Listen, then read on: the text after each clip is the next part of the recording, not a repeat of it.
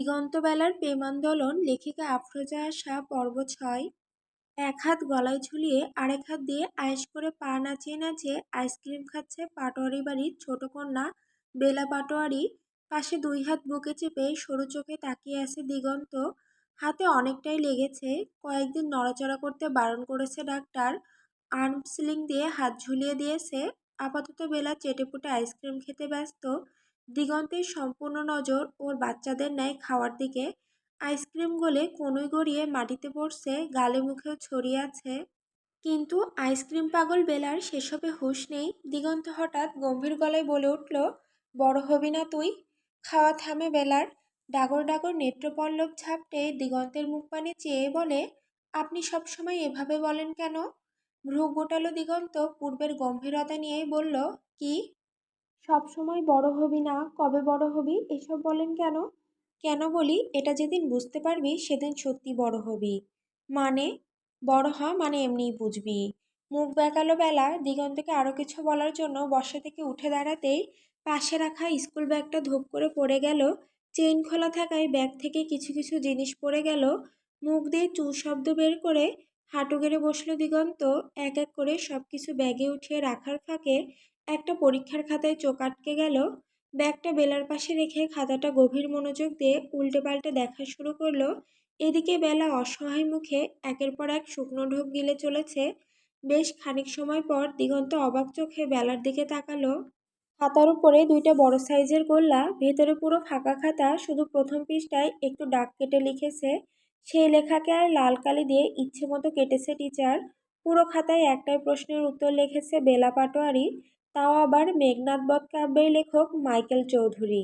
দিগন্ত দাঁত দিয়ে এক ঠোঁট কামড়ে ধরল, মাত্রারিক্ত ঠান্ডা গলায় বলে উঠল, যে মেয়ে মাইকেল মধুসূদন দত্তকে মাইকেল চৌধুরী বানায়, সে মেয়ে নাকি আর্মি হওয়ার স্বপ্ন দেখে। How funny!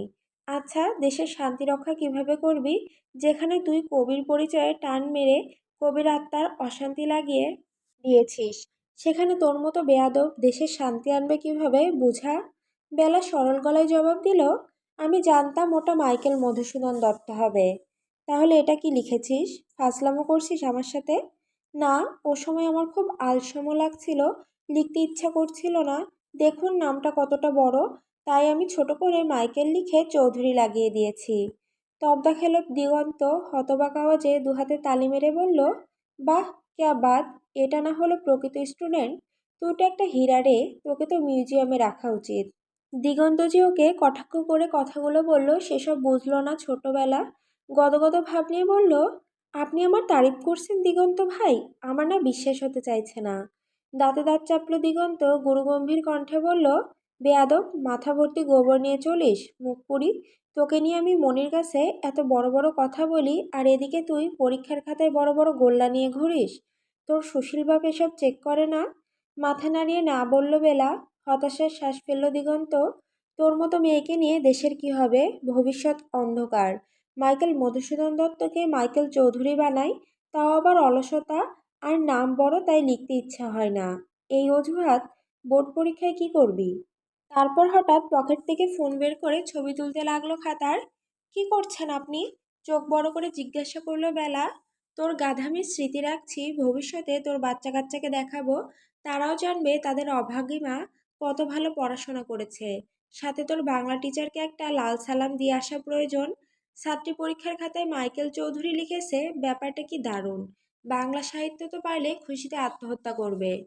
ঠোঁট উল্টায় বেলা, জোর গলায় বলে, আপনার জানা উচিত এটা সৃজনশীলতার যুগ, নাম ছোট করলে মনে রাখা সহজ হয়। এটা তো ইফিসিয়েন্সি। ইফিসিয়েন্সি, তাই না? তাহলে এটাও বল, গুলশান সোসাইটিতে বুলডোজার দিয়ে বিল্ডিং না ভেঙে বিল্ডিংয়ে বোমা মারলে সময় বাঁচবে। ইট ইফিসিয়েন্ট। বেলা ভাবুক গলায় দিগন্তকে শুধালো, এটাও ঠিক, কিন্তু এতে কি মানুষের ক্ষতি হবে দিগন্ত ভাই?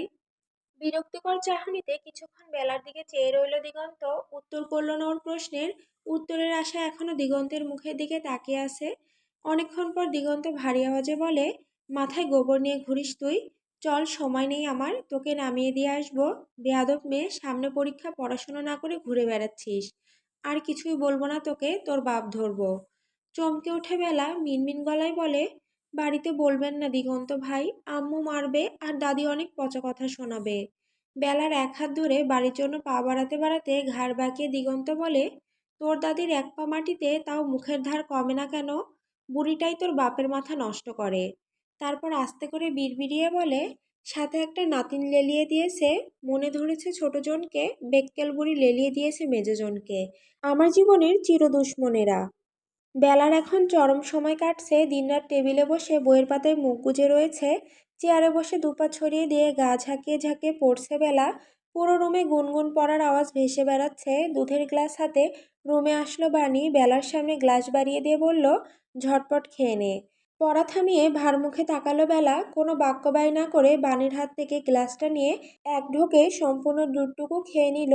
আচানক বেলার এত পরিবর্তনে অবাক হলো বাণী। মুখ ফসকে বলে ফেলল, এ কি রে, তুই কোনো গাইগুই ছাড়া দুধ খেয়ে নিলি আজ? তারপর আবার বেলার মাথায় হাত বুলাতে বুলাতে অস্থির গলায় বলল, বেলা বোন আমার, তোর শরীর ঠিক আছে? বেশি চাপ নিয়ে পড়তে হবে না, হয়েছে অনেক পড়ছিস। চল এখন আমার সাথে একটু বাইরে থেকে হেঁটে আসি। বেলা হাতের গ্লাসটা টেবিলে রেখে বাণীর কোমর পেঁচিয়ে ধরল। কান্নারত গলায় বলল, আর মাত্র 3 দিন, তারপর তুমি আমায় ছেড়ে চলে যাবে। তোমাকে ছাড়া কিভাবে থাকবো আপা? আমার খুব কষ্ট হচ্ছে। এতক্ষণে বুঝল বাণী। বেলাকে ভালোভাবে জড়িয়ে ধরে মাথায় একটা স্নেহের চুমু এঁকে দিল। নরম গলায় বলল, বোকা মেয়ে, এগুলো ভেবে মন খারাপ করে বসে আছিস? 2-1 দিন পরপরই আমি টুক করে চলে আসবো। আর তোর মন খারাপ লাগলে, আমার কথা মনে পড়লে চলে যাবি ও বাড়ি। আপা কি তোকে একা ছাড়ছে নাকি? যত যাই বলুক, বেলার মন এখন ভীষণ খারাপ। বাণীকে জড়িয়ে রেখেই চোখের পানি বিসর্জন দিচ্ছে। বাণী মুচকি হেসে বড় আপা পাগল মেয়ে বোনটাকে আদর দিতে শুরু করলো। বেশ খানিক সময় নিয়ে বেলাকে বুঝিয়ে শুনিয়ে বাইরে নিয়ে যাওয়ার জন্য সক্ষম হলো।